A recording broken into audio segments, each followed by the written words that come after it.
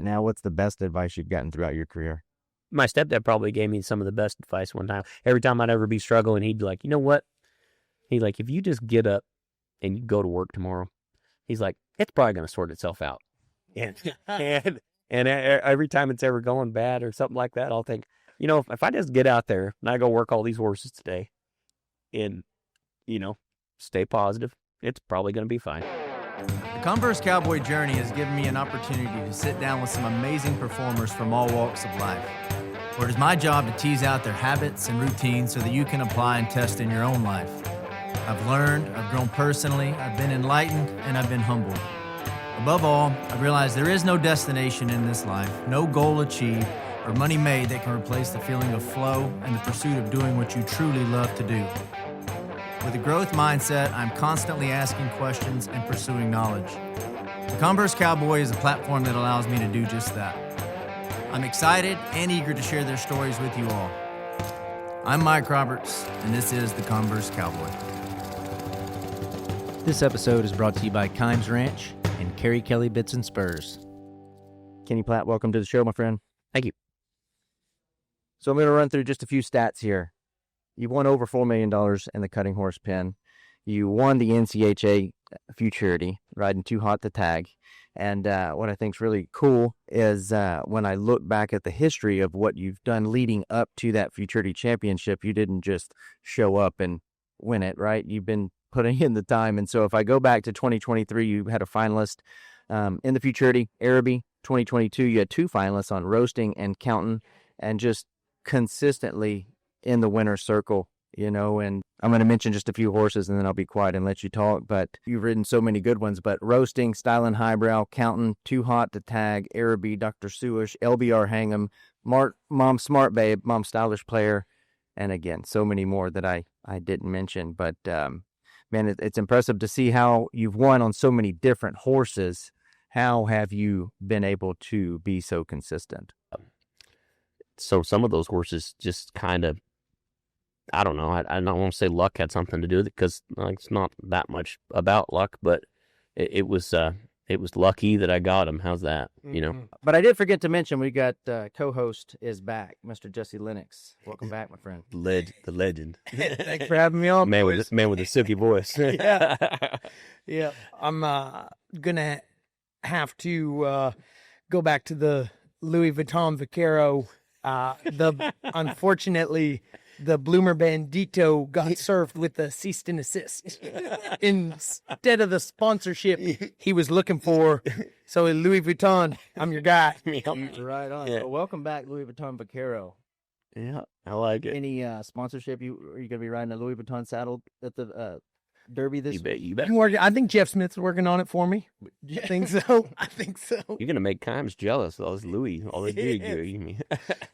Quick question for you, Kenny, not to get on the hard-hitting facts, but are you sponsored by Cinch? No, I'm not sponsored by Cinch. No. So you just choose to dress like an old man. Yeah. Old habits die hard. You know, that's for sure. It's a good call. I see what you're doing. Kimes Ranch. Yeah. He's available. Yeah, I am available. He's available. And he's got an ass that won't quit. Old son. Now you know he's lying. Yeah.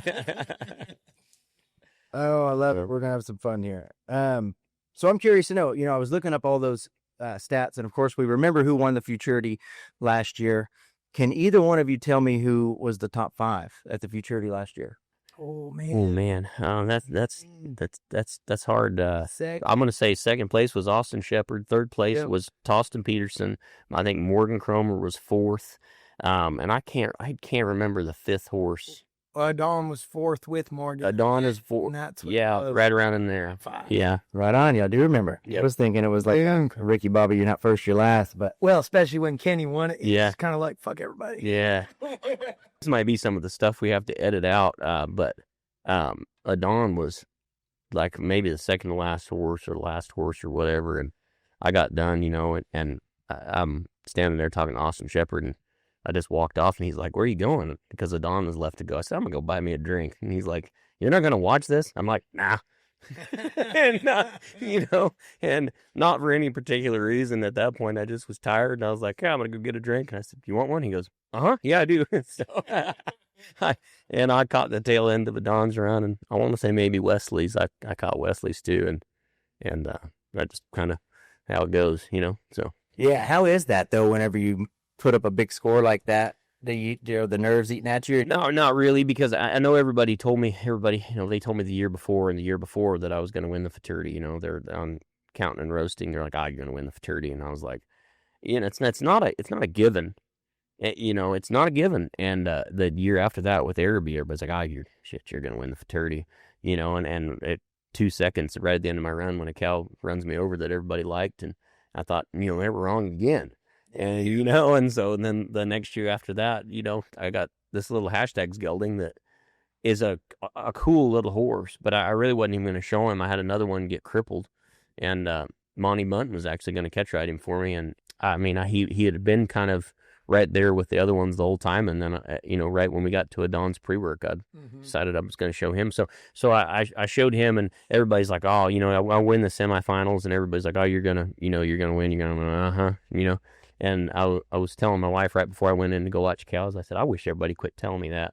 I said, I just want to go get through a run and go get some of that incentive money and have a Merry Christmas, and not lose a cow in 2 seconds. And, Feed my baby. Yeah, feed my son, So anyway, so no, after I showed him I just was thrilled, I was elated, and I knew somebody would have to have a really great run to beat me, but I'll also know how things go, and that can happen, So I just was grateful it went the way it did. So, Speaking of, you mentioned something. So there are so many variables in this cutting horse game, and especially doing it at the highest level, which you two guys are doing. Man, you got to be so mentally tough, and I commend you guys for doing what you do, because like you said, anything can happen. You show up, it doesn't matter how well mounted you are, how well prepared you and your horse are, anything can happen in the show pen. And so I want to use that as like a segue into what you just said. You show up to a Don's pre-work 3 days before, you have your two horses picked out. Mm-hmm. She goes down. What's your, it's easy to look back now like, oh, hell yeah, he won the Futurity. We kind of forget about that mare and maybe your confidence or whatever, however you were feeling about that mare, you chose her for a reason. What was your mental state once she went down? Not good, because I'd worked that gelding enough. I mean, he was probably more trained than the other ones because he was a little tougher and would take a little bit more. And I always knew he was really good because he would show me just glimpses of just, brilliance, but it was just never the total package. Whereas the mare was the total package, she would just, stay solid. Every day was a win. And he was a lot, it took a lot to get that horse. Kind of to where I felt real confident, but I when that mare limped, I was not worried about it. I was like, I'm going to show this gelding. And I remember a mutual friend of ours, Travis Rempel, which I didn't remember this at all, but he was like, man, he's like, at the pre-work, I was sitting there with you, and a couple people were like, can you limp her through? And I was like, no, because what happens if I draw first in the second round? You know what I mean? Like, you show her that last day, and then you show her the next day, and then then she's limp. Well, that's not going to work, and it never goes good. And when it's like that, and I'm just like, no, I'm just going to do this other deal. And but I put the work in, and I think that's probably the moral of the story. You know what I mean? Like, you don't know, and nothing's a given, so you got to get out there and work. But ultimately, that's kind of what gets you going out there every day and doing it. Is you don't know, and that one that you put in the most amount of work into can be the worst or the best one. You know what I mean? Like, it goes back to that mentally tough deal, right? Like, some years you can show up to the Fraternity and you bang out some 15s thinking those things were better than they were, and you have done everything right, and it doesn't go good, and it's not because you didn't work or anything like. It's just because that's how it goes, and so anyway, I kind of went down the rabbit hole there, but to answer your question, I didn't really have any apprehension of showing him. I was ready to go. Right on. What was the mare? How was she bred? She was a hashtag as a stylish Playlina. Another hashtag? Yep. And is she back showing now? I think I'm going to get show her here. So, awesome. which would be good, So here we're in Fort Worth, we're at the Kimes Ranch in the stockyards for the folks that may be listening, and there is the Summer Spectacular that is going to be starting tomorrow. So I'm sure we're going to talk a little bit about that as well. So from Fort Lupton, Colorado, you just got down here a few days ago. Is that where you're born and raised? I was born in Milliken, I was kind of, right. So that'd be just northeast Fort Lupton, north of Fort Lupton anyway. So, yeah. I always ask this. I asked it to Austin Shepard when I had him on the show. Anybody that doesn't live in Texas, asked it to Monty Button not long ago. Is there any like plans of moving to Texas since this is like performance horse capital? Yeah, I mean, I don't think I would ever say never on anything, but the only reason that I haven't moved or done anything like that, well, I have a place that I own, which is awesome, and then my son, his grandparents and stuff, they are very involved in his life, and that's our home, and they come to see him, and he sees them, and he's around them all the time, and that's a huge deal. Mm-hmm. My grandparents really weren't around that much, you know what I mean?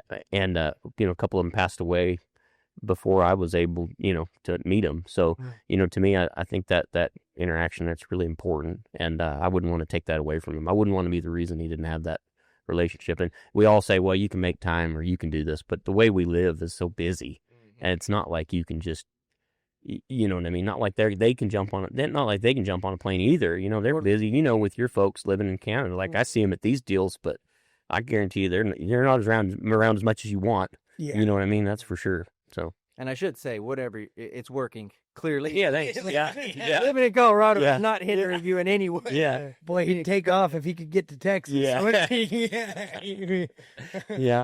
Yeah. I know it's hard to come down here this time of year when it's 60 degrees in the morning and at home. Beautiful, and you're like, yeah. The weather down here this time of year leaves little to be desired. So right. Yeah. Right. Just what you got, buddy. I know you got something teed up over there. I want to hear it. This is going to be good. I like this. Oh, now turn that ringer off. Come on, dude. Amateur move. Amateur. Yeah. We're not cutting that either. Yes. Who was it? Well, just somebody very important, more important than this. Yeah. Donald Trump, probably. Yeah. Asking for my advice. So yeah, just kind of jumping back and forth a little bit here on your mental game. Like for me, being around you, some prior to Fraternity this year, and like yeah, 'cause you helped me at a couple deals, couple shows and everything. Like your mental state did seem kind of gradually over the last 3 years. I guess I've noticed your mental state shift, and I guess I'd like to know what your thoughts on that caused that shift, because I noticed at the pre-work when your mare went down, mm-hmm. I thought your mental state was a 10. I was floored by it, because we've all had our best horse limp, and I felt the panic. And then even like being around you a little in the practice pen, working priorities and stuff, like you really had a calm. Yeah. Talk me a little through what, in your opinion, shifted. Well, I said this the other day. We did a trainer panel at the convention, and they asked like, what was a turning point in your career, or this or that, and to me, like, it really had nothing to do with cutting. Like, a turning point in my career was when I finally was able to have some money.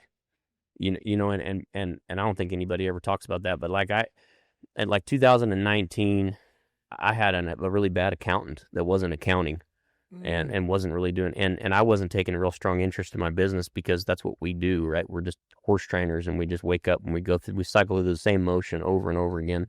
And I had an accountant that it ended up costing me an astronomical amount of money, because they weren't doing what they were supposed to be doing. And there was some investments that I made right around that time. Like I bought a mare called Just You Babe, and I bought My Pistols Hot, and a few other horses that I was able to sell that I really never got to show, and a horse called Smoked Ya, and some horses like that I was able to sell for a lot of money, and it just changed my overall everything, because I would go and I would get to the cutting and I'd be worried, and how are you gonna, and changing accountants, and my accountant told me, which is kind of something that really, really changed my overall mental, like during COVID. So I get her about 2019, and she really starts to help me out like right around that 2020 and get all my shit together basically. And she tells me, she's like, hey, I'm going to tell you, if there's anybody that you don't like, or a horse that you don't like. She said, you should just send them away and send the horse home, because she said, you're not making any money. Wow. And that was pretty powerful, because I was putting in a 12-hour day and no help, because you can't hire any extra, and just struggling. And it was like this beam of light that hit me. You know what I mean? I'm like, all right, well, so we made some changes during COVID, which it was like the timing of that, which was COVID was a horrible thing, but it was a good thing for me in a way where I stayed at home for a while, didn't go to a show, didn't do all the things that we think make us money, and I had more money. Well, how does that make any sense? So the whole thing was like kind of woke me up a little bit, and I was like, all right, I need to take a better interest in my business and make more money.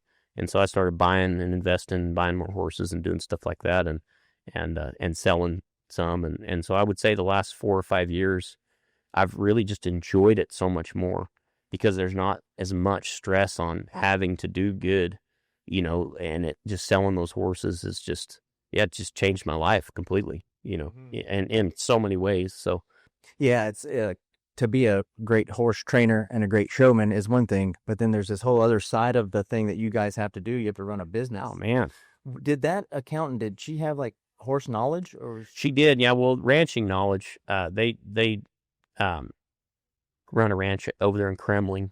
I think it's Kremling, and just an awesome lady. And I mean, I owe her so much. You know what I mean? Like, yeah. It was just crazy how much somebody's just telling you something like that, when they really just take a deep dive into your stuff. And now and it kind of gave me a lot of power in my own mind of just being able to say no to stuff. Because, some people, they try to send you a horse that's really not very good, that it's going to be a cluster. Mm-hmm. And you take it because you're like, well, I need the money. You're not making any money off that horse. You're going to work more cows than that horse. It's going to not progress like your other ones. It's going to take time away from not just your other horses, but your family, your life. So if you're going to do that, you really need to get paid. You need to get paid enough to do it. And I wasn't doing any of that. I wasn't getting paid enough to do it, and I wasn't managing my business, and I wasn't taking an interest in it. And that was on me. Having a bad accountant was on me as well. That was my fault, because, the way I am, I'm not a micromanager. I want to train the horse. I want to think about what we can do to win, what we can do better to win, and so accounting is the last thing on my mind. It's the last thing on anybody's mind that really trains horses, I think, and because of that, it made me lose a lot of money. So yeah. Oh man, there's so many different directions I want to go. I guess I'm thinking about this from like a young trainer's perspective that's going to be pessimistic and say, oh, well, yeah, but you're Kenny Platt and everybody's selling you good horses. Yep. What advice do you have for like a young trainer? Oh yeah, man, just it's just hard. And if you don't, anybody, I've had that, they say that a lot, right? Especially now, they're like, well, for you. Yeah. I've sold saddles to get home from places, like I've sold bridles out of my tacker, like, you know what I mean? Like, so when people say that, I laugh. I think it's hilarious, and it's, I don't think it's ever been easy for me. It's not easy for me now. You know what I mean? Like, I drive the rig down here. It's a pain in the ass, you just work and you put the time in, and you're a slave to what you do. So any young trainer, I'd say you just need to love it. And let me tell you something, if you want to go to, the party on the weekends and you're scared of missing some family outings and stuff like that, you should pick a different profession. Yeah. You're about to get your ass kicked. So it's just reality, I want to read a quote that I saw in another interview that you did in reference to winning this past year's Futurity. You said, I'm grateful to have won the Futurity at 36 and not 26. Yeah, I won the Super Stakes and the Derby at 26. And I think age is I mean, it sucks, right? Like, nobody wants to get old, but it's a wonderful thing in the way of, I really believe that if things happen a little bit later on in your life, I think you have a lot more gratitude. I had my son when I was 29, and I'm grateful I didn't have him at 19, because I feel like I was really mentally ready to be a dad and to take an interest in him and have the patience and And I'm not saying I'm good at it, but I work at it, and I know that I have more patience at 29 than I would have 19. And so winning the Fraternity and me having to struggle and lose cows with 2 seconds and make the finals on 2 horses that everybody thought was going to win and do all that, I felt like that was the best thing in the world for me. That's the way I looked at it. Like when I wanted it meant a lot to me, because of that struggle.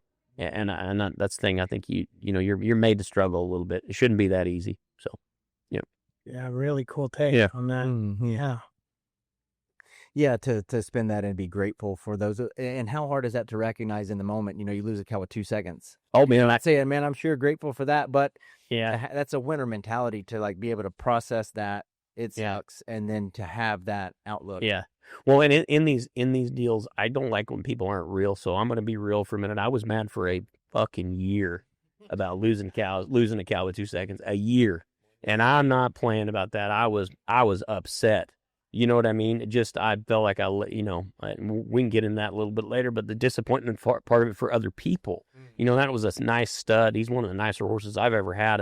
And I feel like I've done an average job of winning what I've won. I'm talking about Araby. And yeah, I will not make any bones about it. I was mad, almost physically sick, so, which is dumb because this stuff shouldn't make you that way, but it does. And so, yeah, I don't want anybody thinking like, oh man, he's a level-headed guy. I was a mad son of a bitch. And so, I bet you replayed that I don't know how many thousand times. Oh, what would you have done different?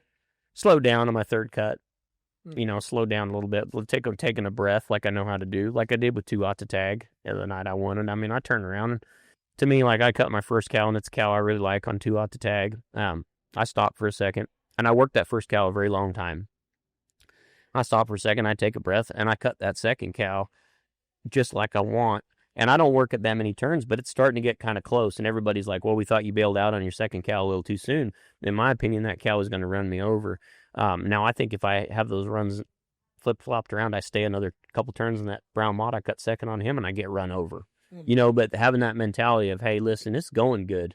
You know what I mean? And last year, screwing it up, hurrying, and then I turn around on my third cut, and I've got 50-some seconds, and I slow down, take a breath, and we cut a cow that we hadn't really had on a list, but had just been acting good. And Grant, because somebody's helped me for a long time, is like, hey, this cow's been acting really, really good. I know we didn't talk about it, but it's just walking out their way, and I take my time to cut it. I don't lope to it. So, like on Araby, I should have slowed down, taken a breath. Why be in a hurry? Yeah. Everything was going fine. We had 2 good cows down. Everything's going good. Like, let's just run up there. Dumb. So, yeah. What is it that my good friend says? Just because you can doesn't mean you should. Yeah. Yes. Don't crash the car trying to win if you don't have to. When you were a mile ahead. Come on. Shit. So, but that's the kind of stuff that makes you it makes you grateful and it makes you better. Yeah. And if you let it, if you allow that stuff to make you better, it will. So 1 year of just frustration and pissed off. When was the turning point? I'm sure it still bothers you, but like when was like the... Yeah, well, I went to Abilene shortly thereafter and got my ass kicked there too, and was able to scrounge around. And I think I won like the novice division, and from then on, my year, kind of had an uptake and went up after that substantially, but like I won a lot of money. I mean, over $1 million last year. So what I liked about that was the Derby and the Super Stakes. I really didn't have very good shows, and the BI didn't have a very good show. So 3 of the best paying cuttings didn't go that great, and so that was something that I'll kind of always remember is like, yeah, I won all that money. It wasn't like I won all 3 majors and did all this and that. Like I just kind of grounded out and did what I could do at every one of them, and it worked out really pretty awesome. So Yeah. I thank you for being real too, because I agree. A lot of folks may get on one of these. Well, sure, yeah. Sugarcoat it. Yeah. And it leaves the listener, maybe the newbie or the non-pro or the amateur, like, gosh, man, I wish I could, as if you guys don't go through the same process. I can't tell you how many times I've been driving home and had and it gone so bad. And I'm on like the 9th hour of the drive, and like I'm driving through Lamar, Colorado, and I'm bending the steering wheel in half, and I'm like, God, you should have just slowed down and cut the black cow, like, I mean, it's it's that frustrating, which is why the reward of it is great. Do you ever have any of those long drives going home? And Yeah. So many long drives. And one of the favorite things that I like that you said there is, you almost have to lose the Fraternity before you can win the Fraternity sometimes, because when you're having that run and you're 2 cows down, all you can think is, if I lope up here and this works, it's the final nail in the coffin. This deal's gonna done. get it. Yeah. And I so agree with that. I think it's important for the mental process to do those long drives and feel that, like the most painful moments cause the most growth, and I think that's a lot of what you're talking about. Yep. So I think you're saying it perfect. I do have, just jumping back to Too Hot to Tag and just wanting to highlight something that you mentioned early, was you won the semis and then you came back and won the finals. And I don't know that everyone fully can appreciate what it's like to have 2 big hard knocking runs like that in a row for a horse. Where were you at mentally when you won the semis? I honestly thought when I won the semis, I thought like a 218 or a 19 was going to pop up, because there's so many times I don't really know, I think because I've had some runs where I was like, this is going to be good, but I didn't know what was going to pop up there. But that run, was just really, it just worked really well. And I got to cut a cow that like Grant knew that I didn't know second. And I cut the other 2 cows, and we just kind of put a run together in kind of an average set of cows. And as far as winning the semis and then coming in and winning the finals, like some people are like, well, you can't win the rounds and then win the finals. But I had a horse called Mom Stylish Player that I would win every round. Sure would. Yeah. I mean, that horse, same kind of deal. I'd drive up there and I'd cut a cow and I'd put my hand down in the middle of the arena, and the rest of it, I mean, he just took care of, like, he was that amazing of a horse. And, I would win every round and have the high cumulative score coming back. And so he taught me that shit doesn't matter. So that was probably a good thing to have that horse, Totally. yeah. So anyway, but, cause one year at the Super Stakes, I think I set a record or something for the highest cumulative going into the finals on him. Yeah. And I knew what everybody was thinking was like, no one, that doesn't work or whatever. And I was like, fuck that. Like, yeah. Anyway. Told the chick. Yeah, exactly. But that's the thing about theories too. I think the longer you do something, the more you realize that theories are bullshit. Mm-hmm. It comes down to totally. You can be proven wrong on any night, and so it's I never let that stuff get in there. Yeah, and then once you go do it, then you have confidence in debunking the theory. I agree with that. Yeah. I have a segue on that question. So for folks that are listening that don't know, this Futurity that we keep talking about is like a marathon for these open guys. They, 45 days, something like that. But the biggest thing I think of is like from the go rounds to the semifinals, you have like 2.5 weeks. Yeah. What was your mindset this past year, and how was that different or the same in years past? I have it so easy because I really don't have any amateurs or non-pros. I mean, so to me, like, that's time kind of lapse in there. It's just made for kind of buying yearlings and horses and doing some horse trading and stuff like that. So that part of it, I would say that I just kind of try to stay steady with those horses and just keep them legged up and keep going and keep working them and doing exactly what you would normally do, because I do always try to give them about 5 to 7 days off after the second round. If I can, I'll get a vet. I usually use like Stroh or Ty Tipton or somebody like that to look at them and make sure they don't need injected or something done, and then I'll give them that little block of time off if they do, and then just bring them back like you normally would.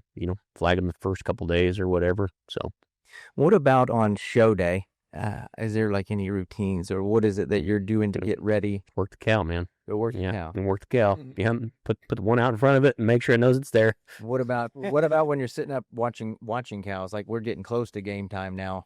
What's going through your brain then?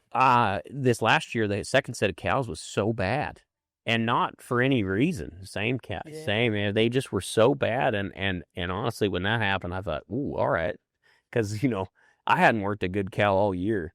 I mean, I hadn't worked a good cow at home. I hadn't worked a good cow at a cutting. Everywhere I went, I was like, I never can remember the cows being this bad all year, but it was like that little horse. He was just ready for that. You know, he was kind of ready to battle. So, And sitting on a 220 in that first go had to feel good then, right? yeah. When you see that second Yeah. set come in, Yeah. the second round come in to the bad. Yeah. Oh, but you mean, In the I five. think he means in Yeah. full seconds. Yeah. I thought you meant the second go. Which was the set he was The second, in. yeah, the Because second. the second go was They were ranked pretty too. terrible. Pretty Yeah, terrible, everything kind of fell apart. Yeah. I Yeah. see what you're saying now. So. Yeah, but the whole way through, I mean, like, I kind of thought that a lot last year. I went to a lot of cuttings, and I was like, God, these cattle are terrible. Yeah. You know, I mean, you Yeah. went everywhere I did, they'd let him in. I'd be like, God, these things are bad, like hard to hold, like, Yeah. you know, and it just was whoever got through it, you know.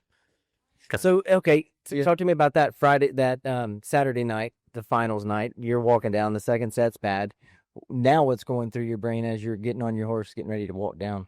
Well, Gavin Callahan was the horse right before me, and I was just talking to him about this yesterday, but there was this brown mott. It was my second cow, and there was a black baldy, and I really liked those two cows. And the baldy kind of stood around up on top of its head kind of high, and I think everybody was kind of scared off of it, you know, but man, it just looked like it would stay away, you know, and I was like, I want to cut that black baldy. Well, Gavin, can't remember if it was his second or his third cow. He goes to cut that brown mott that I cut second, and it ducks under. Oh, really? But to me, it was like a situational deal. Like it followed a cow around, and my mentality is I had nothing better to cut. Totally. And both the guys that were helping me, Grant and Chris Johnsrud, were like, hey, that cow kind of ducked. I'm like, yeah, but I remember saying this. I'm like, I still like it. I said I'm still at least willing to try it. And you know, when it's your time, and that cow shaped up perfect and was awesome for about 8 turns, and I didn't work it as long as I worked the black baldy, but the black baldy was really good too. So that was kind of my mentality. I was like, I think these cows are bad and they're going to make some mistakes. Totally. And the guy's going to have to take a little bit of a risk right here and just kind of cut something that you can get to effectively and try to make it work, you know, because none of them were real peachy. So, yeah. Yeah, I think that's an important point to make, that when the set is bad, your standards need to loosen up a little bit on what you consider a good cow. Yeah, what can we hold? Because you got to hold three of Yeah. them and you Yeah. can't scratch. Yeah. It's the dirty finals. Yeah. Yeah. I mean, Austin would have been happy if you had scratched. He would have been. Yeah. He would have been. Yeah. Oh, that's funny. Can both of y'all talk to that a little bit? The one thing I struggle with as an amateur non-pro is watching a set of cows, determining what's a good cow, and then of course, Well, I struggle with it too. You know. yeah. But y'all have very calculated strategies, and y'all can see things that I think you can't see. Jesse's way more analytical than I am about it, and it's impressive to me what Jesse and Grant Seneca and Chris Johnsrud and I mean so many other guys that just watch cows so unbelievably well, and they know every little intricate detail about them. I struggle with that a little bit. You know, the way I'm wired is that I have to kind of cut something that's easier for me to find when I'm down there because my blood's pumping, my nerves are high, and sometimes when I know every cow, I don't know what I want to cut. Yep. You know, and so Paradox of choice. yeah, exactly. And I don't want to have I call it paralysis by analysis when I'm down there. I don't want to analyze it so much that I have trouble knowing what I want to go get to or what I want to cut, and that's a skill that those guys have. You know, that I'm going to say I'm subpar at, but I will when it's my turn know for the most part what I want to cut. But as the people that know me, Jesse's helped me. I'm open to suggestions. So yeah, sometimes what do you guys like? 100%. Yeah, it's not a pride issue when it's my turn. Like you're like, It doesn't have to be No, our cow. no. Yeah. No, 100%. I today at Silverado showing, and Hayden's helping me, and he's going to show right after me, and he told me a Upton, and he told me a cow that he loved, and I'm telling him my short list, and he goes to ride away, and I go, oh yeah, and your seal brown hair horn cow too, because the cow list isn't great if you don't steal one. Yeah, that's right. And then he's like, oh man, and I'm like, draw better. Yeah. Sorry, bro. Sorry. Oh shoot. Draw better. I like that. Oh, that's good shit. Yeah. How do you teach feel? Yeah, you don't. You just do it. You do like whatever you're doing, like skiing, cutting, baseball, football.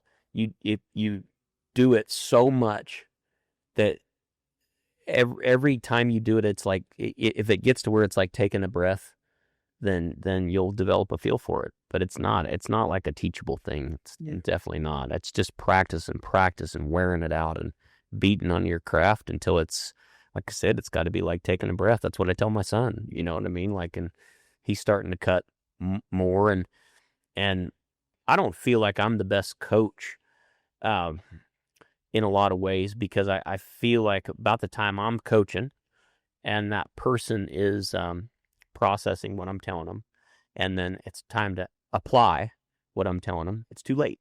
Mm-hmm. And so I think that I'm a better coach in the way of, like, after something, like if my son's working his horse and it doesn't go good, I can be like, well, why did you think that happened? You know, well, you know, I think maybe you should step over there a little bit more, and then letting him do it again.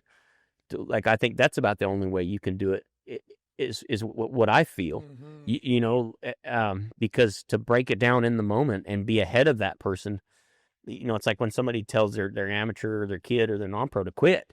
You know, that cow a lot of times will whoop back into them, and then they hot quit. Yeah, you know what I mean? And so it's I don't think you can teach feel. I think it's something that you have to just wear out. You know, and I was thinking about this the other day, talking about Jesse Lennox.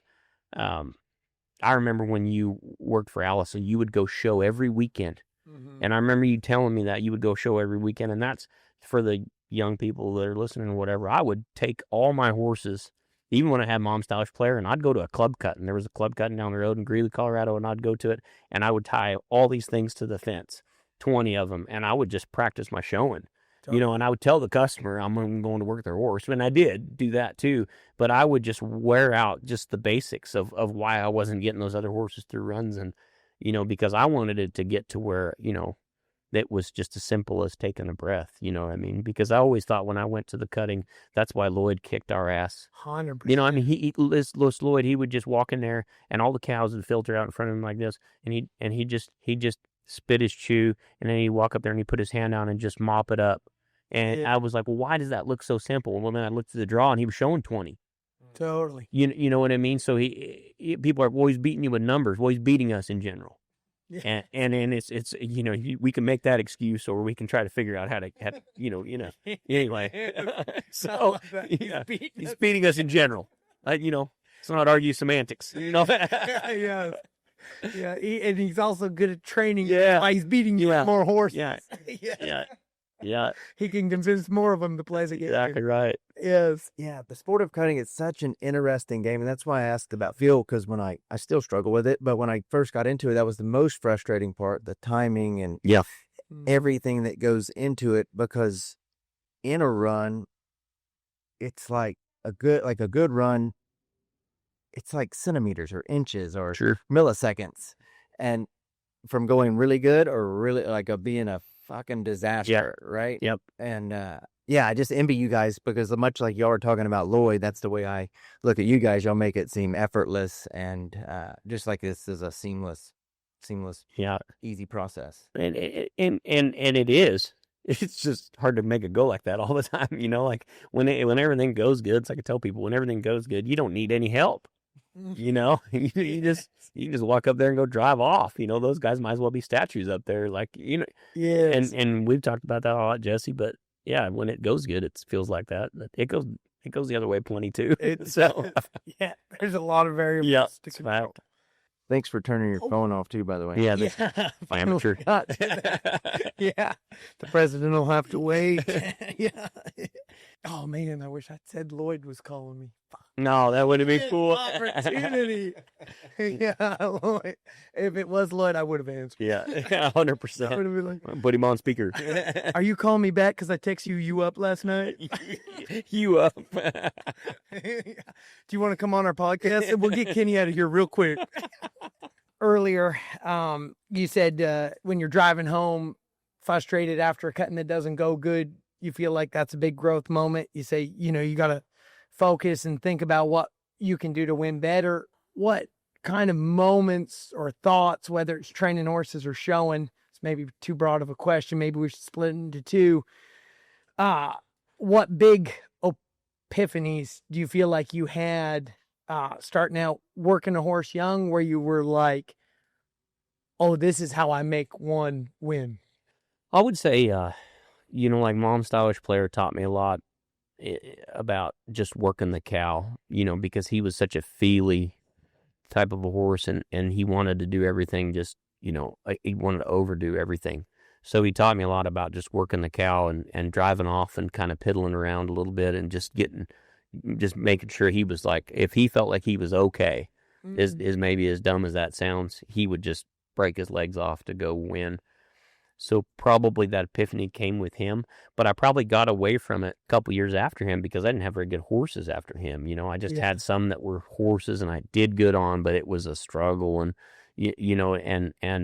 it really wasn't until, in my opinion, until Dr. Suish, which was in 2019 at the Fraternity, that I had one equally as just pure about their job, wanted to cut so bad as Mom Stylish Player, but I won a lot in between there because you just are tough and you struggle and you fight through it and you train some average ones, and that's what you do. But the epiphany moment probably came from him, because I just remember showing him at the Super Stakes in the first round, and I just told myself, all right, this horse, he's going to stop good and he's going to turn around unbelievably well, but he's not just 100% sure where to be, and he had a little bit of runoff in him. Yeah, you know what I mean? Like if a cow hit him hard, he was a little scared of cattle, and so I just was like, all right, keep the cow here. When I would work him, I'd be like, keep the cow right here, and about the time that horse would just take a deep breath and just work, you could just go do awesome on him. I remember showing him in the first round of the Super Stakes thinking, well, that worked pretty good. I should do that with some other ones. So I'd say him, I would say he taught me that for sure. that's cool. Yep. All right, so to shift that same question now to the show side, when in your career did you feel like you had that breakthrough moment showing where you were like, oh, that's the process of showing a horse well, and if I run into the right circumstances and I follow that process of showmanship, things will pan?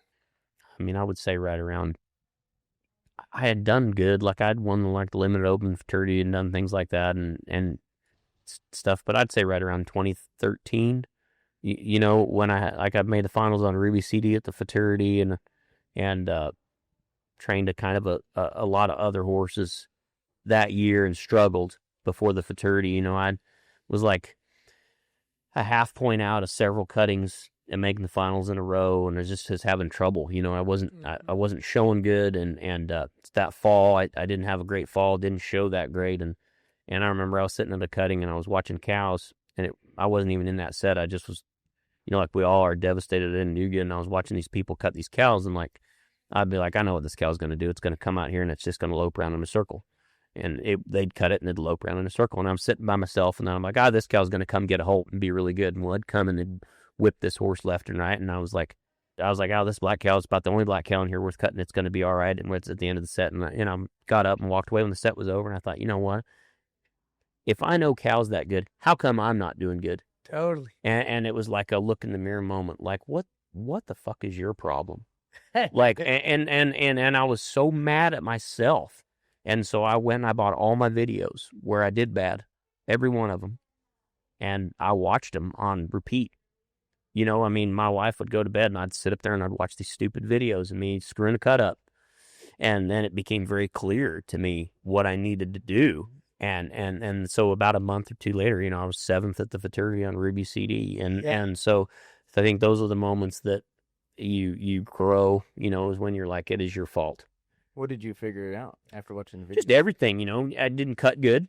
Didn't cut well. The horses weren't really stopping with the cow. They're going by a stride or two and maybe taking the bridle from me a little bit on a cut, just little things. That's always just inches. That's why when people tell you don't change anything, don't change anything when you're not doing good, you're like, really? Because it's not going good. So I need to change that. But what they really mean is that you need to make small adjustments. Yeah, don't do you need to make small adjustments. Yeah, that wasn't good enough. Well, you need to figure out why. And that's what I think was a growth moment, was that. And I really came to the conclusion then that no matter what, it was my fault. Don't look at your help and don't need help. We need help. I love it when my help helps me. It's great, but I don't want to lean on them. I don't. I don't. I want to walk down there and have an idea in mind, and if it doesn't work, and I need to bend, and they're helping me, and we'll do that, and it'll all work out. But I want to be the person that's easy to help, and I want to be able to go down there and do it on my own as much as I possibly can, not as an ego trip, but just as I feel like that's how you have, that's how you have to do it. Yeah. That's how you have to do it. If you're worried about if you're looking up at your turnback help or you're, what nice cow guys, put me on a better one, you're going to get your ass kicked. And I'd say right around then is when I kind of developed a little bit more of that, so. If we go back to like the very beginning of your deciding if you want to be a trainer or not, when was the moment that you finally bought into the belief that, yeah, I can do this for a living? I would say, because I tried to work for a couple people and it didn't go very good, horse trainers and stuff. Why is that? You don't have to name.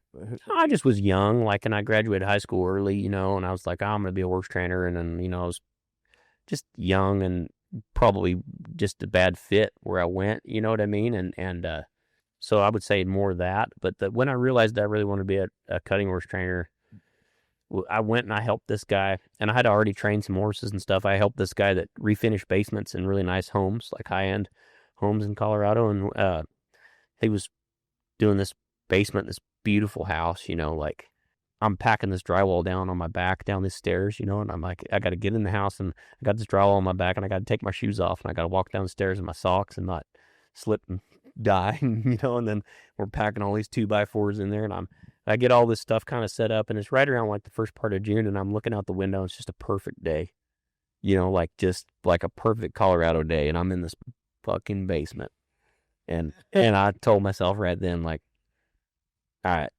it's time to double down on what you're doing, because this is not what you're supposed to be doing. It's not what I was supposed to be doing. And this guy was great, and he was trying to show me like how to put firewall in this basement, and I'm thinking, Larry, the guy's name was Larry. I said, I'm thinking, Larry, about that. I'm ready to get the fuck out of here, So, to get the timeline right, yeah. You went and worked for some other guy, yeah, and then went back to the drywall.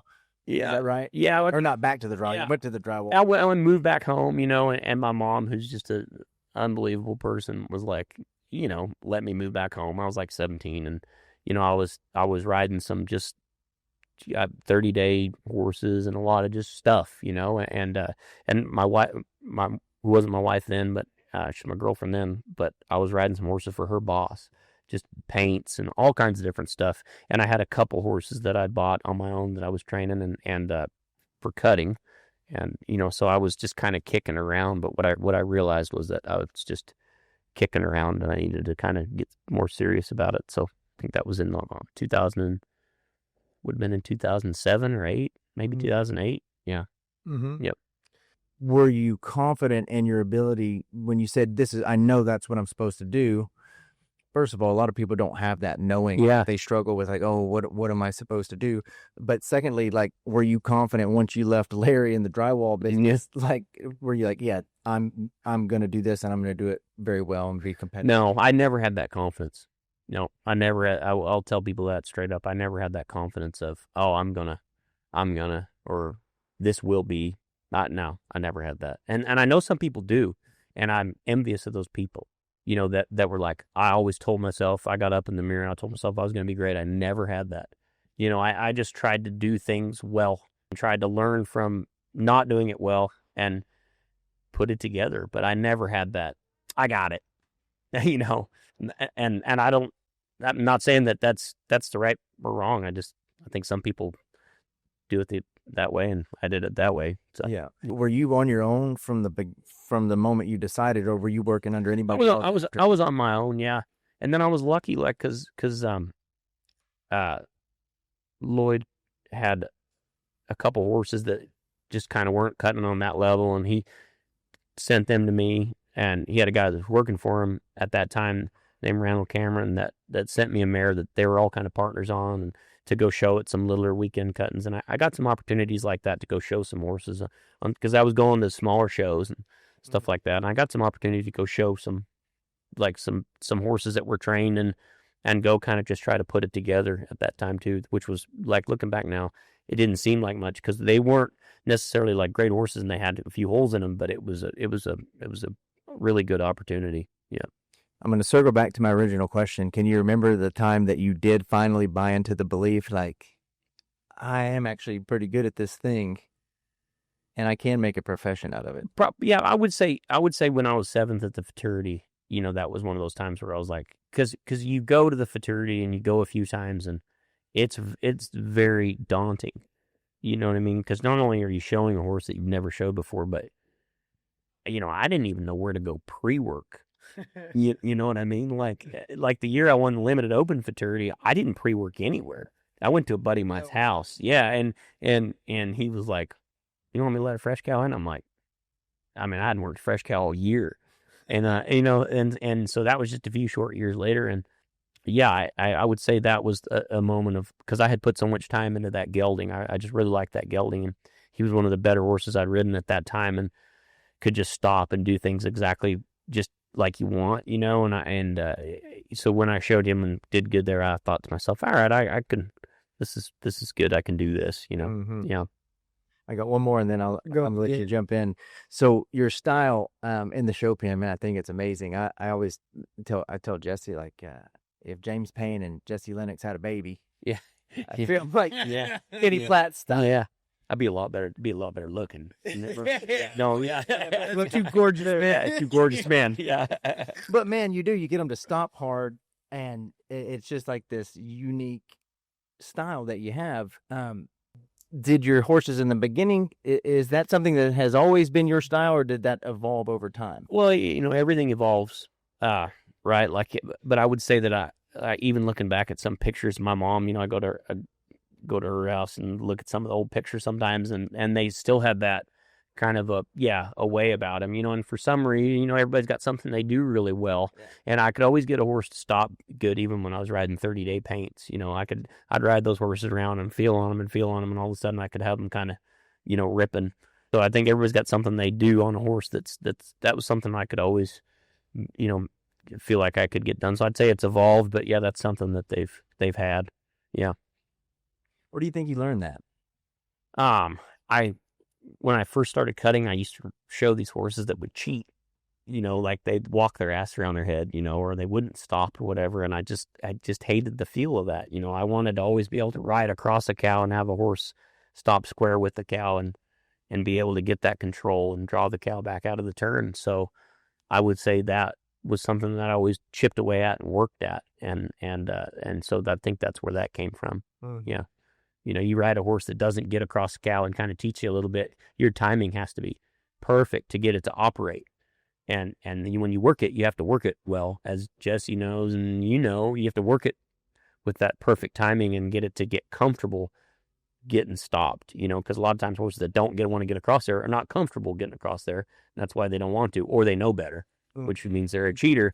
And so I'd say just a kind of a combination of that, So, right on, man. That's really cool to hear you dissect it. Yeah.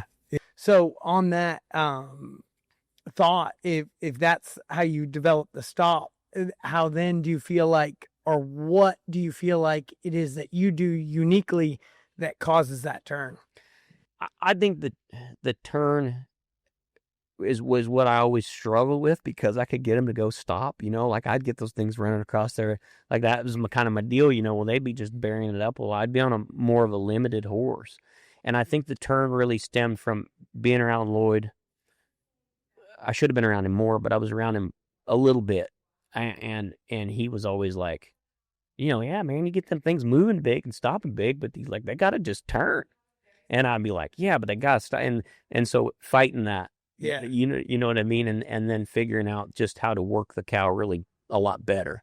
And that's been where that's come from. You know what I mean? Just getting those horses dialed into that cow and getting them to work that cow above all things. And then the rest of it just kind of sorts itself out, so. And better horses that want to turn. Yeah. You get on one of them ones that wants to turn, boy, it sure makes things a lot easier. Yeah. I remember the first time I ever rode I bought this cat gelding for not very much money. He's a highbrow cat gelding. And I was working him one day in the practice pen right before I showed him, and I went over there, and he was a little slow turning to the right, and I ripped this right rein like hard. And the next time I go over there, I went to grab that right rein, and this horse beat me to it. He'd already whooped his head all the way through. I almost fell off.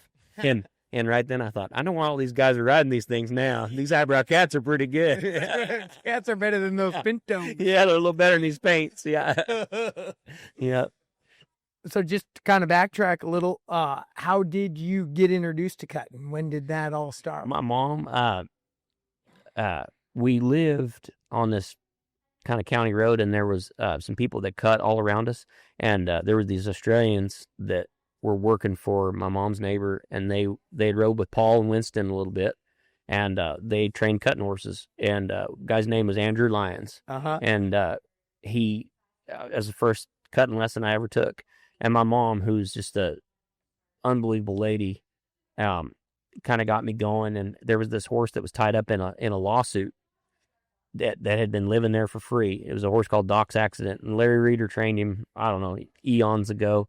He was out of Lynx Melody. Cool. And I got to show that horse because he was tied up in this lawsuit and stuff like that. And that was kind of how I got going. And, she just, like all moms do or should do for their kids, she's like, if you want to do this, I'll help you do it. And I was at a cutting one day, and she was kind of already cutting and had a horse. And I was like, I think I want to try this. And she was like, cool. Yeah, got me going. So cool. How old? 9. No way. Yeah. And I went to watch the Fraternity. So another neighbor that lived a little bit further down the road, that my mom sells real estate, sold their place to. Anyway, they had a jet, like they were pretty well-to-do people, and they liked my mom a lot, so they wanted to go watch the Fraternity.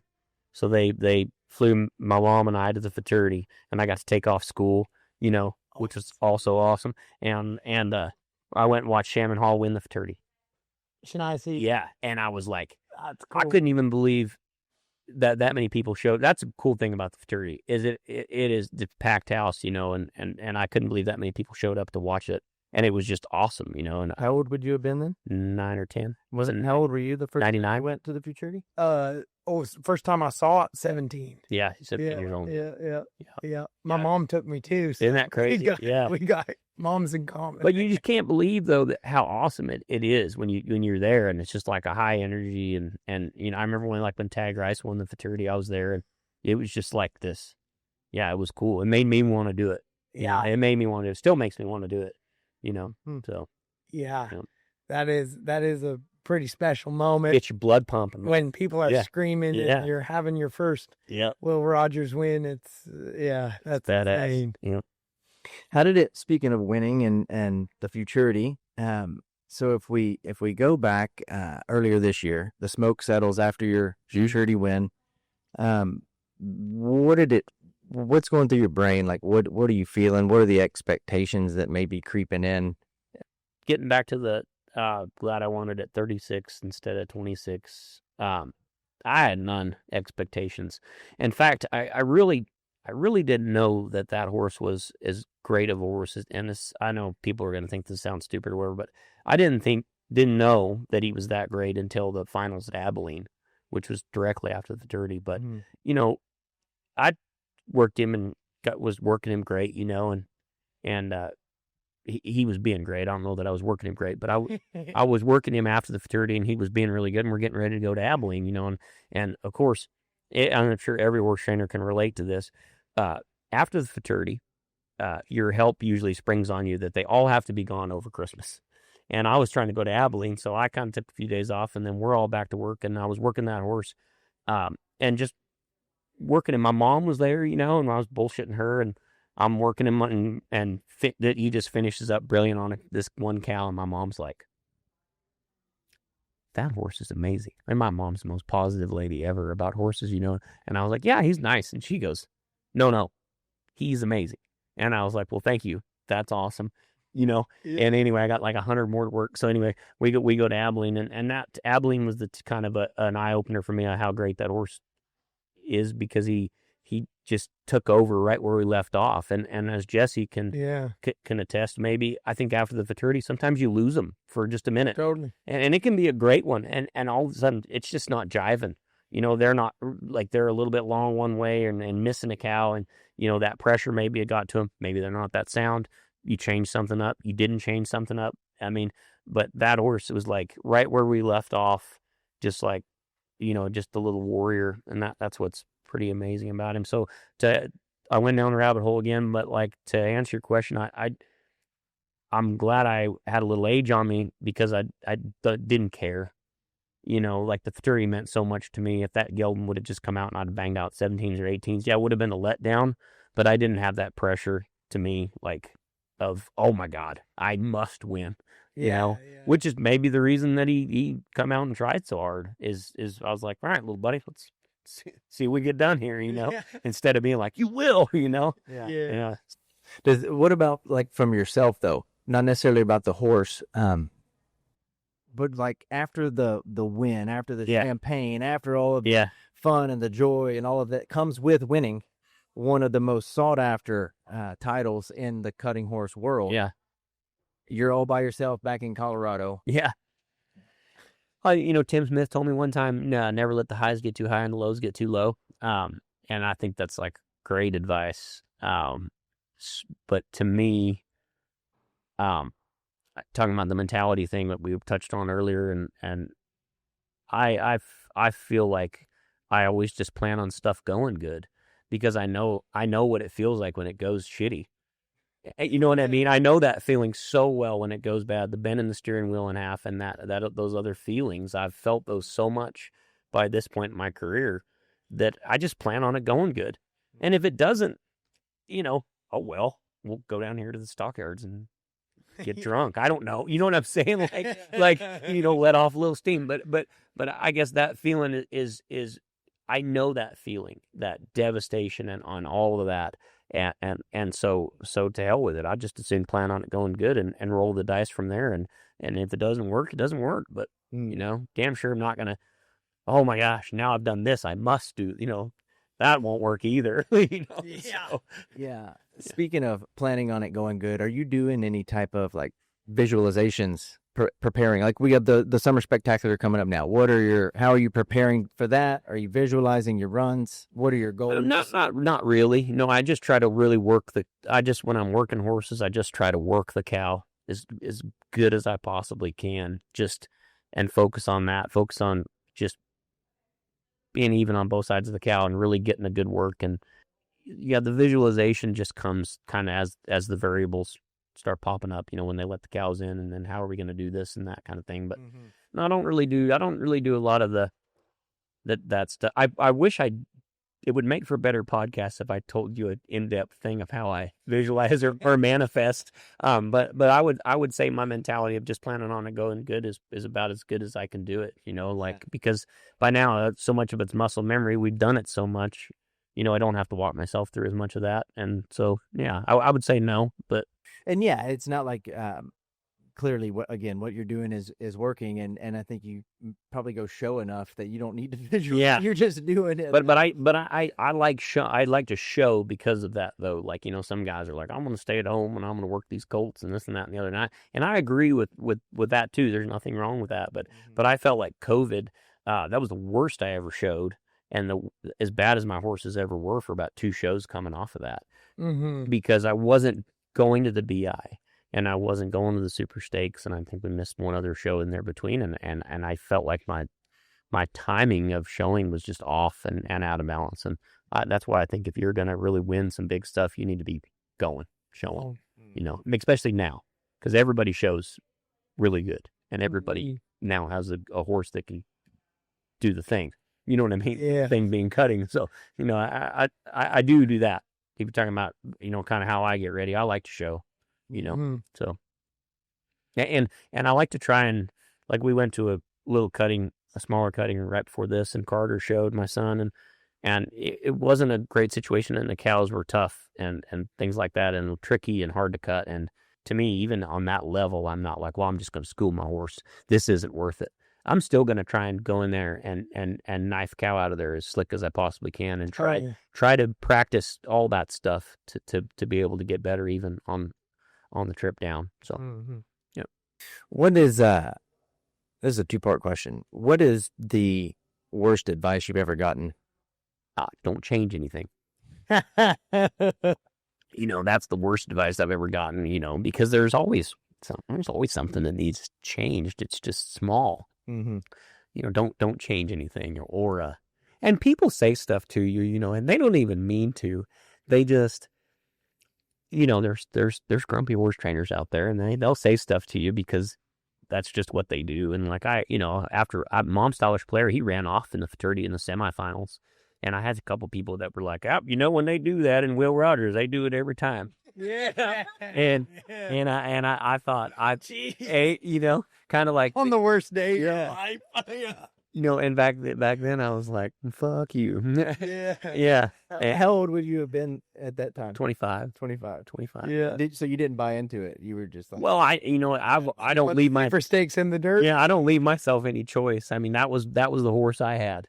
That's the horse I had. And so to me, it was like, okay, you know, I'm going to try not to ever make that happen again. And whatever I got to do to make that happen. And, and anyway, so yeah, but that's what I mean. Like you're asking about the worst advice in the world. Like sometimes people say stuff like that to you and it resonates with you and they don't even mean it. They're just talking out of their ass like people do sometimes. But I would say that the worst advice is don't change anything. 'Cause you know, that's not, you need to change. You got to evolve. You got to, you know, tweak things. And, you know, it's just not these big adjustments that we think it is sometimes. Mm-hmm.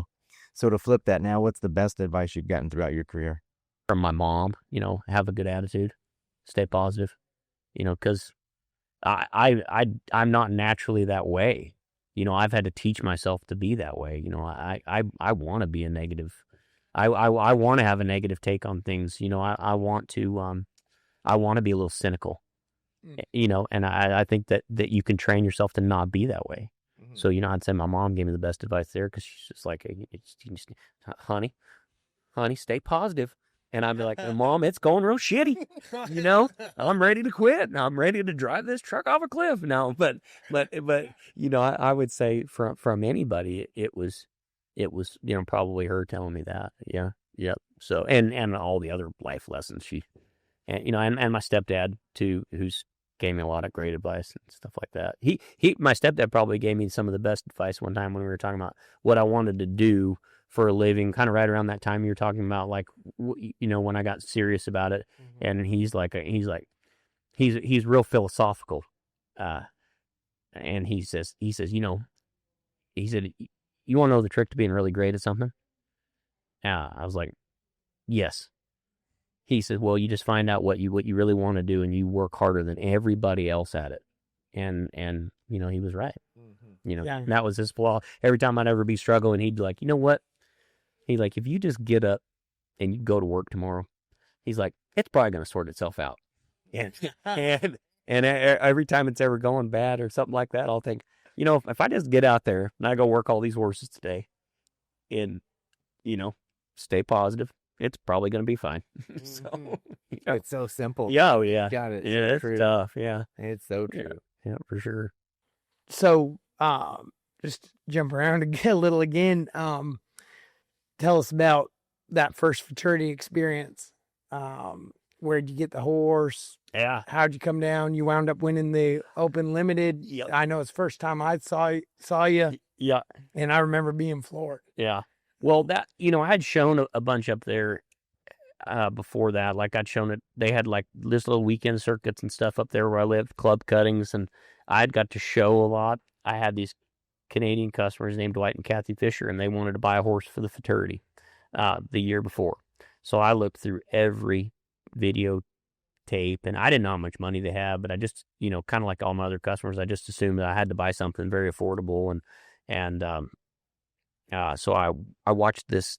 It was Jesse Pritchard was working this Downtown Cat that was out of Smart Little Edition, and the year before there was a horse called Cat's Hitman that I remember was in a 2-year-old sale. It was a brilliant 2-year-old, Really? and I really liked the horse in general. Even when they showed it, it didn't win as much as they thought he was going to. That happens, but I always liked that horse, and so I saw this horse, and I thought and I watched the video several times, and I liked him, and then, I had no idea what I was getting into going down there and buying a horse. I didn't know to look at an X-ray. I didn't know you could vet him. I was like going to an auction, right? And so we bought that horse for $17,000 for Dwight Fisher, and I trained him, the whole next year, and like I said, I never took him to a pre-work. I just took him with me everywhere. Like I just wore him like a shirt, everywhere I went, he went, and trained him, and I really almost made the semis that year on him, and I didn't even really know like where to check the bubble to see where at, what I mean, and so because that would have been before performance horse Yeah. control. yeah, so I'd asked. Bob was my customer then, and he went down to watch, and talking about people saying stuff to you, and they don't mean it. Bob, he's just kind of a realist type of a person, and when the draw came out, I was first in the limited open finals, and he was leaving the next day. He wasn't going to stick around for the finals. He had to go home and take care of some stuff, and he goes, I saw your draw. He's like, you can be third. Oh shit!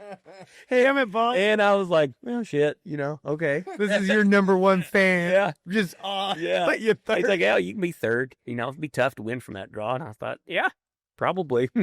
So, but anyhow, so That's so funny. yeah, so that was my first Futurity experience, and yeah, that kind of got me hooked. And I got to come back to the Superstation show, and that kind of got the ball rolling. Yeah. So that would have been your first time seeing Kenny show as any trainer. And my first time, I'd never seen. You had like a was it Rose Ray? Rose Race semifinals. Yeah. Yeah. That's so funny. Yeah. Correct. Both our first fraternities. Yes. Were same year. Yeah. Trainers may or may not admit this, but like anytime somebody new comes into a scene, like you're always evaluating their level of handiness or like, how good are they? How good of a horseman are they?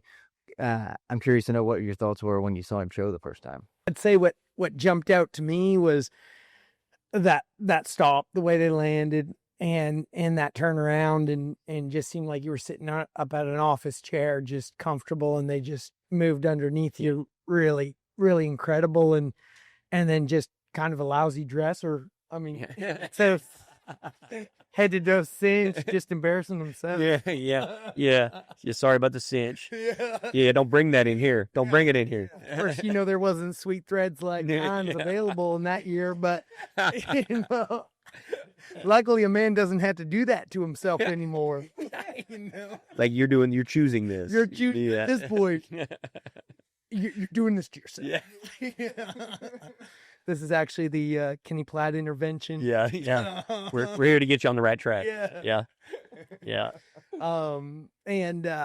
So yeah, I remember, and I guess it wasn't the first time I saw you show. When I was 17 working for Jerry Hansman, we went to Idaho. Yep. And you were 17, 18 at the time. Yeah. God, would that have been 08 or it was 08? 08 something. Yeah. I don't know. You showed 2 horses. One was paint, maybe. Yeah, I had a pretty damn nice paint mare, and I had a smart little Jerry 3-year-old mare that was really good. Mm-hmm. Yep. And I remember being impressed by the same style, same look that your horses have today. It's really kind of carried with you over the years, and I think it was pretty incredible. Your first horse out through up to 21, I think, and that's crazy that you remember he shows a paint horse in Idaho and then what the score is at that run. Oh, dude, Will, when he won the Fraternity, he was 21, and then I don't know what he did on the paint horse, but I just remember thinking this is a guy in my age bracket, and I think Taryn's in that limited finals with us. Yep. Dawn maybe, or he might have still been in the non-pro. Yeah, maybe, and still in the non-pro. Tay Bennett was kind of burning it up. Sure was. Remember that? I do. Clay Vollmer was in there with us. Yeah. Kind of a Duncan. Duncan Steele Park was Yeah. there with the Josh Townsend, there was a bunch of guys. Yeah, that's Yeah. right. Josh Townsend. That was a while ago now. Yeah. What year would that have been? 2010. 2010. Yeah, 2010. This may sound like a weird question, Kenny, but throughout your career, do you have a favorite failure? Meaning, like, you may not have understood it in the moment, and we may have touched on some of this earlier, but in hindsight, looking back, you're like, oh, shit, I had to go through that to get to this, or I had to learn the lesson. Yeah, I should not have sold my pistols hot. I sold that horse because I needed the money. And I had him sold for a lot more money, and a vet failed him on a pre-purchase. And I hope this goes down on record. We're not going to cut this out, but it was something that has never bothered him to this day. And they're hauling him. Yeah, and they're hauling him now, so he's fine. And he failed a pre-purchase, and I sold him for a discounted amount, and it was still a lot more than I paid, and it was fine. But for what I sold that horse for, I should have been a lot craftier about it. I should have gotten a couple of customers to buy him. He was really an angel of a stud. I mean, we didn't say a word, and I should have got 2 or 3 customers to go in, and we could have bought that horse, set up a syndicate, been a little craftier, a little smarter, been a little more patient. I regret selling that horse. However, that money that I made off that horse made me a lot more money. So it's not good to sit around and think like that either. If I wouldn't have done that, it might have not have led to some other things that were greater. But I regret that. That was a mistake, I think, because sure could have used that one. Yeah. Then people would have really hated me. Yeah. Yeah, think about how many more friends you had if you sold that horse. Yeah. Exactly. Yeah. Exactly. If you got friends, you must be losing. That's right. Yeah. Brett Davis told me one time, if you want a friend at a cut, and bring a puppy.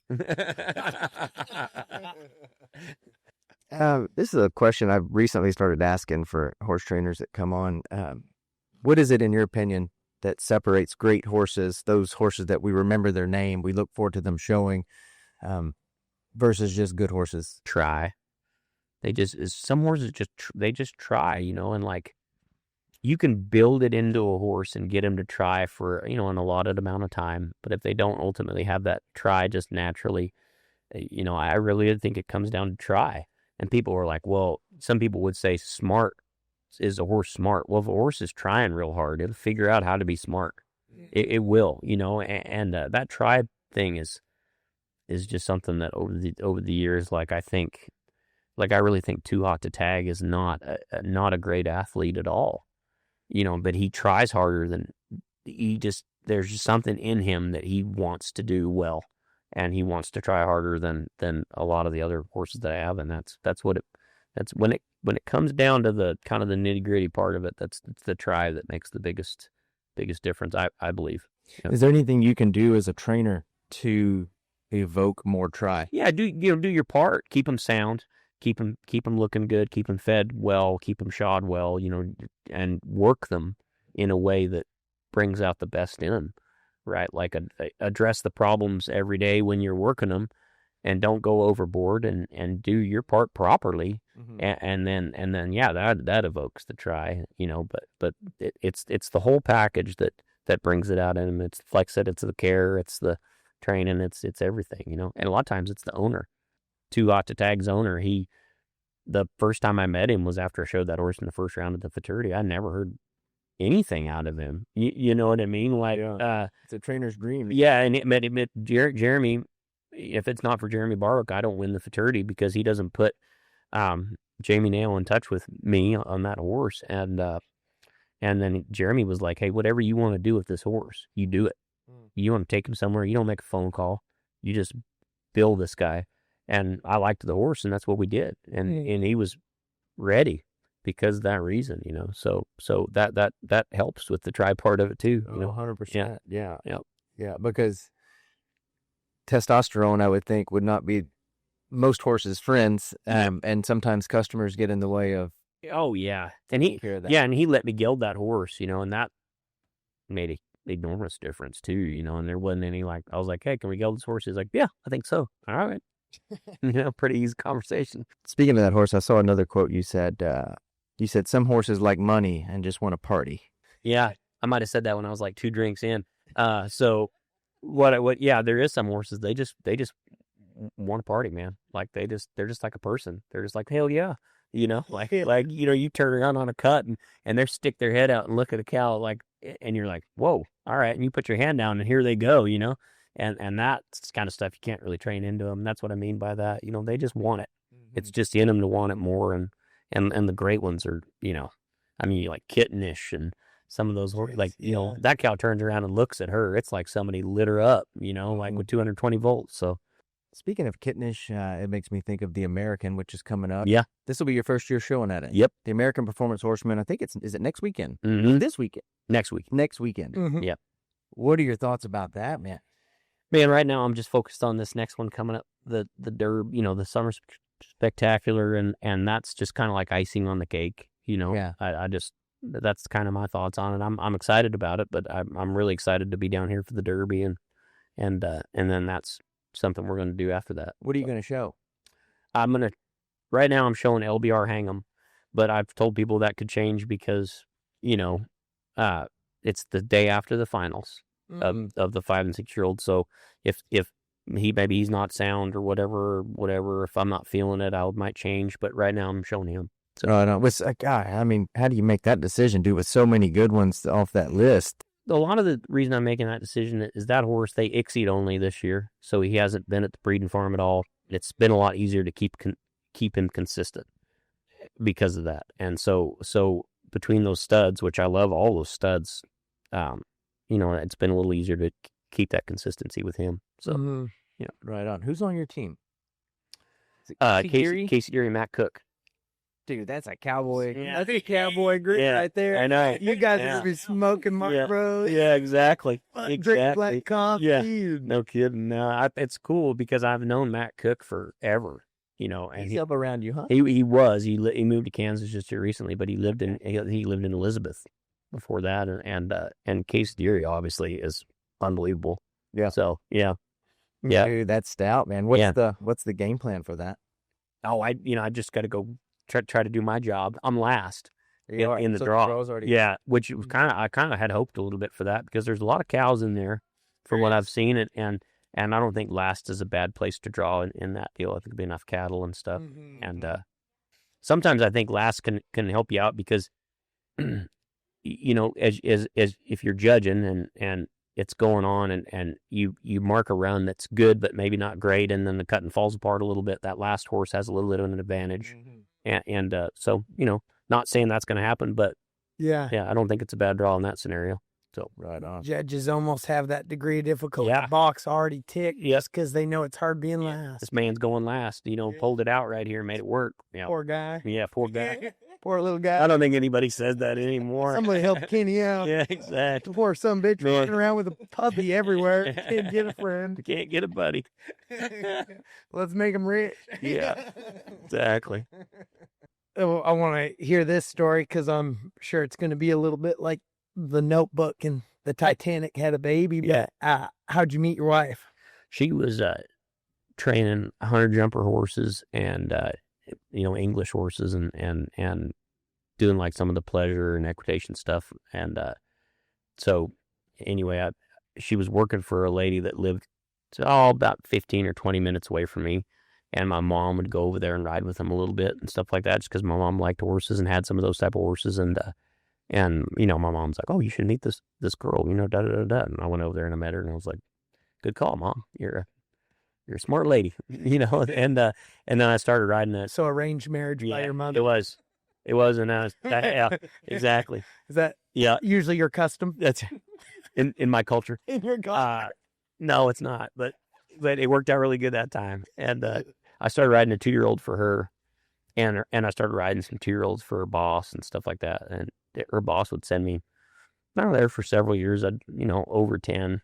So you were kind of like an employee of hers. 100%. You were shacking up. Yeah, shack. Heavy on the shacking. Yeah. This steamy knob was riding its up. Right. Yeah. So yeah, exactly. It sure was. Yeah. How old were you? I think I was 18. Hell yeah. 17. Legal. Yeah, legal. That's all we're saying. Yeah. And is she at so for folks that are listening that may not know the horse training world, like the spouses and the kids are very involved. Oh with yeah, the training and everything that goes on, with these shows. Is your wife involved with? yeah, this? she is. She takes care of the business side of it almost 100%. Her and the accountant I was telling you about, and yeah, I mean, for several years she was my hand. You know what I mean? Like, it's just how it goes. A lot of times when you're first getting going, Jesse knows it's the same way, and yeah, she helped me immensely and really taught me a lot about how to take care of a horse well. You know what I mean? Because we're all kind of like, half-assed cowboy, and she was like, no, we're not gonna do that. We're gonna hang a hay bag for this horse instead of throwing it on the ground, and you need to buy some buckets, and and like probably some more blankets, and you know what I mean? Like, she taught me a lot about the horseman, to be a better horseman and take care of horses better, and she deserves a lot of credit for that. Dude, I've got a question. I kind of mixed it in with one earlier, and I didn't give you a chance to answer it. So going into the Derby, the Summer Spectacular, which is about to start, what are your goals for a big footwear show? Yeah, and this goes back kind of what I told you earlier. Like, I mean, I want to win. Like, that goes without saying, but you're at war with the variables in what we do. You're at war with the cattle and the situations and where you draw and the whole deal. So to me, I just go into it with, like, I want to fight the best fight, like, the whole way through. Mm-hmm. I want to make the most out of every situation, good, bad, whatever. And so goals are just, for me, to just go and I call it getting on base, like in a baseball game, right? Like, like the players that get on base are the ones that score, and sometimes it's not a home run, sometimes it's a walk, and so to me, that's my goal, is just to get on base, get that cow cut clean in the middle of the arena, and adjust to every situation, like that's my goal, really, and I think that's when I have that mentality, it just goes better. So, do you have a strategy when it goes into that? Because what do y'all have, 2 go-rounds and then a semis? And then 2 goes semis and a finals. No, strategy is just to show strong. Like, I think any more of these cut-ins we go to, I think you need to show strong every round. Yeah. And you probably shouldn't hold much back. I mean, you don't need to be silly, but you need to come up and cut and go get through a good run. If that cow's being if your first cow and your second cow are being really, really good, you think you could work it for a few more turns, you better, you better take that decision away from those judges, in a sense. Like, you don't leave it up to them to sort through your run. Like, go put a good enough run in front of them that they're like, no, that's 74. Like, and I think that's kind of more the strategy, I guess, if there is one. So yeah, right on. If you were running the NCHA, okay, God, this is going to be good. I like where this is going. Because you've spent your life in this business, Yeah. and so have I. If you're going to, and Carter's probably going to spend their life in the business as well. If you were running the NCHA, what would you like to see adjusted to make it flourish? I think Jay Winborn has done an unbelievable job of sorting through a lot of that for us. You know what I mean? I think, like, the Fraternity and the shows are, the payouts are as good as they've been since I've been doing it. Mm-hmm. I don't know really what I would change. Like that's kind of a hard question. I guess I'd have to think about that a little bit more. But I think there's so much opportunity right now.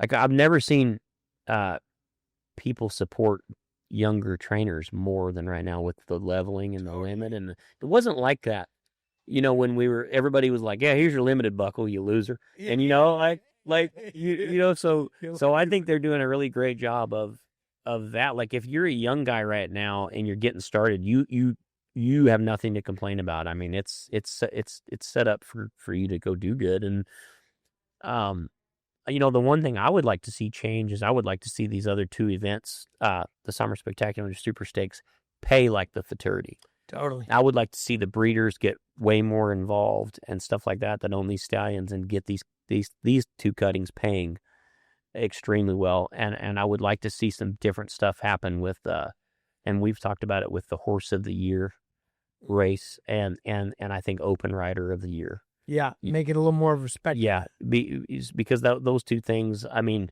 I was open rider of the year last year, and that was a huge thing for me, and I never in a million years thought I could pull that off, and that's the God's honest truth. Like what I've been telling you, I've never been like, wow, that's going to happen.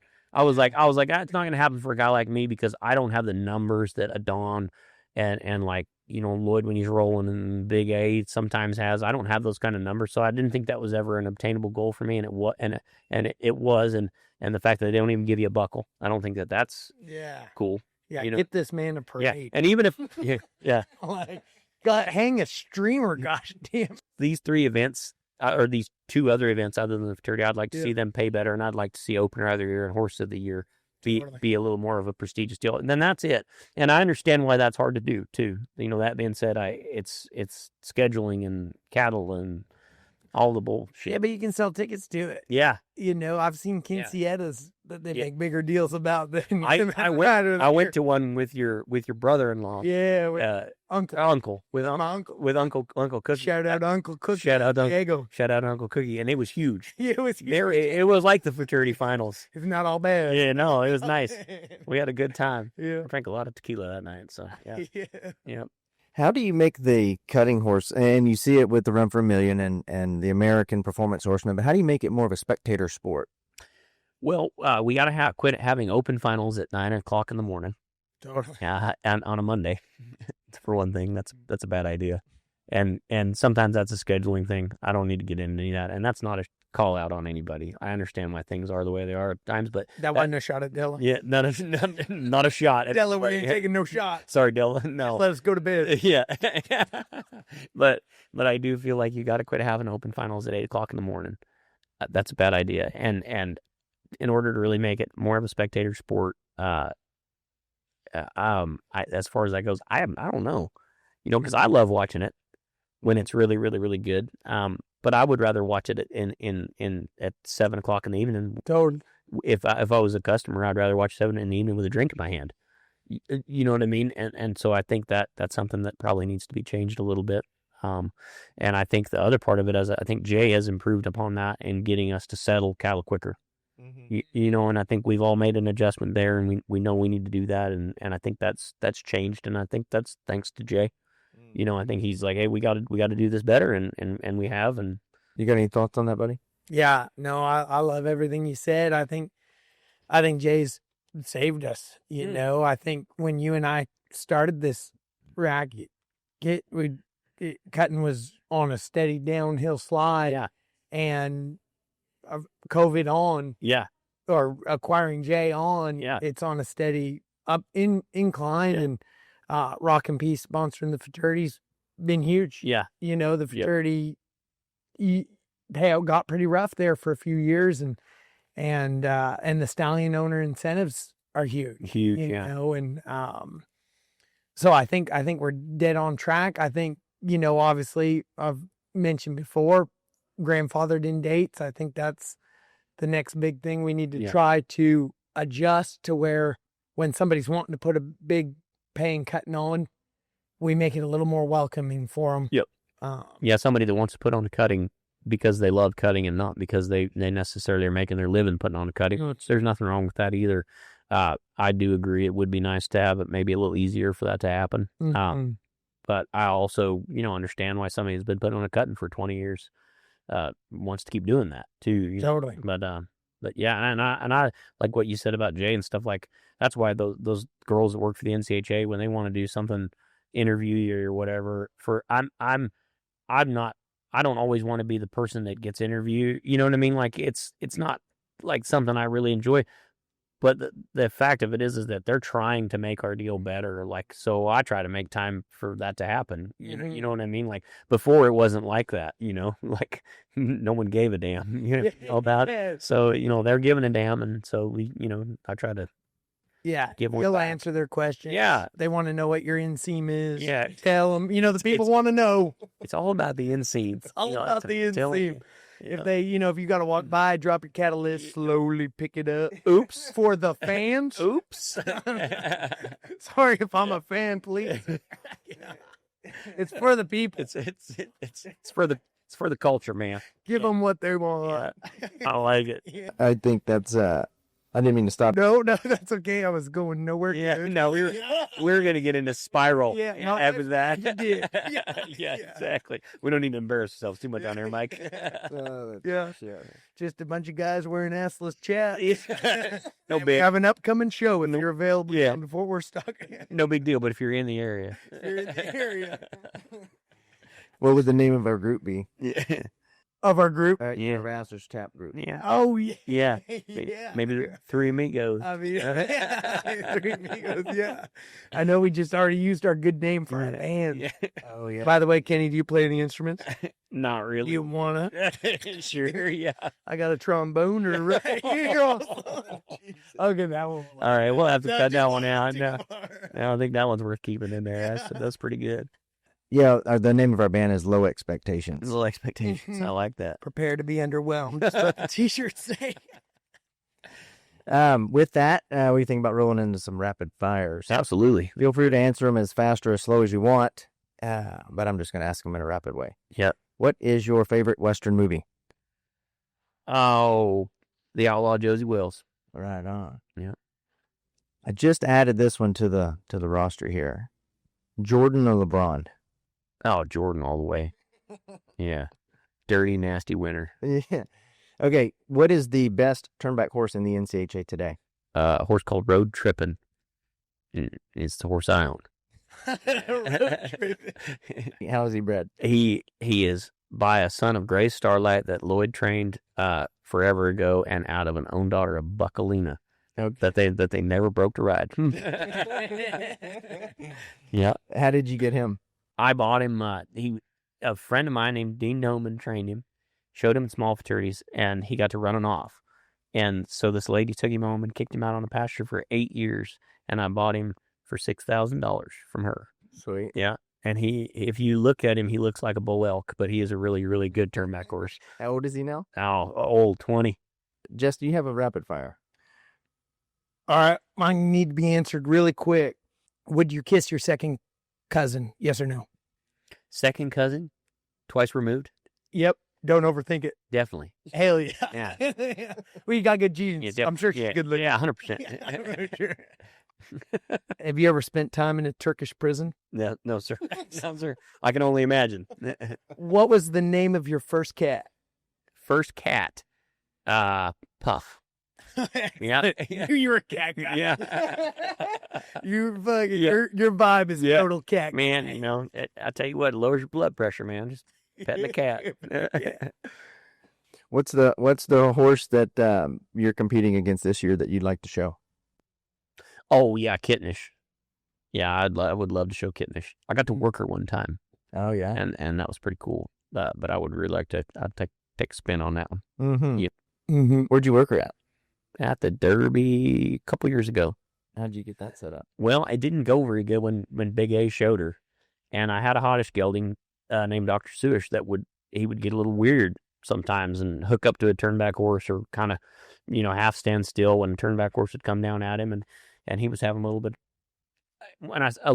of trouble, and it was when I had my leg broke, and I was there, and he's like, listen, I know your leg's broke, but he's like, would you work this mare for me? I'm like, huh?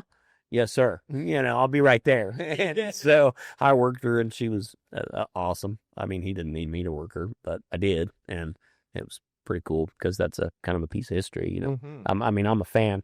I'm a fan first, right? And so that was kind of a cool thing for me. And Big A, like, I love Big A. He's a great guy. Yep. He's kind of like Jordan, man. He's a dirty, nasty winner, that guy. He is. Yeah. What'd you say about him the other day? Big, hairy American winning machine. That's what I love about him. Yeah. I love him. Yes. Yeah. Top of the dome. What do you got? Go. How long have you been a vegan? Yeah, I'm not a vegan. You got to eat the competition, homeboy. Oh shit! What is a horse, dead or alive, that you would like to show? Oh man, I would love to show, and he's alive, but I would love to show my bay gelding, a little mom stylish player, more. I would love to go back and show him some more for sure. Yeah. What horse are you going to show at the World's Greatest?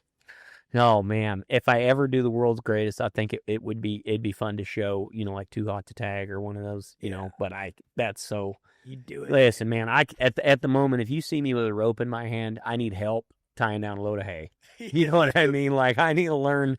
I need to get better. I'm going to hang out with Casey Deary maybe a little bit at the American and get a little better at the reining.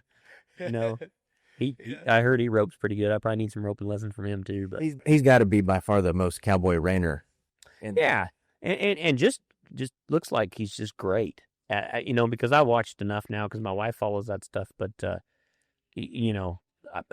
that's their deal is like our deal. All those guys, Van Lanningham, Andrea Fapani, and there's a couple of those foreign guys. I can't remember their names. I hope they don't listen to this because I hope they don't get mad. But those guys are amazing hands. Yeah. Golly, their deal's like ours where any of those guys can win, looks like to me. So that's what's cool about those events. They're all, rarely do you get to see all three in one spot. I hope that stays forever. And if for some reason, but Teton maybe getting out selling their horses and all that. If that American, if it goes up for grabs where someone can take it over, I hope we as an association or some people can take that over because it is so cool, and there's a few things that could be changed a little bit in it that would make it even cooler and that I don't even think they've done. And I really hope it sticks around because it's really neat. It's a real motivator for people to go strong and to try hard and all year, and you know what I mean, like, and I'm really looking forward to it, So yeah, it's the closest thing we got to a Rider of the Year race. Really, yeah. Just and the idea of it, even when I went to that little kind of where they take pictures of meet and greet, whatever they want to call it, like a media day. It was cool to be like to sit there and bullshit with Casey Deary. I mean, you're not going to get to do that, or even that. I talked to all those guys a fair bit, except for Boyd. Because he's not very friendly. Yeah. No, I'm just kidding. I hope you're listening, boy. Yeah. That was a call out. Yeah. You got to lift that restraining order you have on. Yeah, you've been served. Yeah. Why'd I have to stay 15 feet away from you? I only touched you once. Just that one time. It was in international water, so it doesn't count. Yeah. I'm not even sure that was a thing. I thought this was like any sport, and we were going to hit the shower. I got confused. For folks listening, is this what it would be like sitting in the cow box? Oh, 100%. Except for there would be a lot more, probably a lot more F-bombs. I've tried to really hold it together, man. Yeah, it's tough. It's my favorite adjective, so I'm holding it in. Yeah. My favorite part of these shows is it's a whole month of cow box time with your buddies. Yeah. They can't leave. Yeah. He got them. Because I know the cow. Yeah, that's right. That's exactly right. You want to be my friend? Yeah. You got to listen to my shit. Oh, man. Do you have a favorite show shirt? Yeah, that the one I'd always try showing that navy blue shirt that I won the Fraternity in, and I only got that shirt maybe last year. But I tried to show in that one. Yeah. Right on. Just a few more here for you, buddy. What is the last thing you Googled? A quote from Michael J. Fox actually was the last thing I Googled because I kind of thought there'd be like a question like that getting asked. Hold on. I'll try to find it. What did you Google before the Michael J. Fox quote? I can't remember, because I erased my internet history. No, I really don't know. Yeah. Due diligence. Yeah. I was trying to think of this the other day, not because of this, but I read this quote a few years ago, and I had it saved on my phone, but I lost my phone. I broke my phone. But Michael J. Fox said one time, with gratitude, optimism is sustainable. He believes that finding things to be grateful for allows one to look forward to the future and maintain a positive outlook. And that guy, like, I thought that was kind of the best thing I'd ever. I'm not really a quote or any of that type of a guy, but I thought that's pretty cool because he's got that disease, Parkinson's, and I just was watching this deal on him, and he has zero. He doesn't have very good motor function at all, and he's just like positive and upbeat and rolling, and I kind of was watching him and I was thinking that's amazing Because if that happened to me, I don't know that I would take it that good. And so anyway, that was the last thing I Googled. So not because I'm a great person, just because I wanted to know that quote. So everybody listening, don't get it twisted. So Good stuff. yeah. All right, buddy. Just two more for you here. Define your style in one word. Well, the style that I hope to go for is smooth. I want it to look, effective and effortless. So I'd say smooth. Yeah, Smooth. Define your style in one word. Insanity. I'm shooting for smooth, but it might be I want to get the word right. Erotic. Erratic.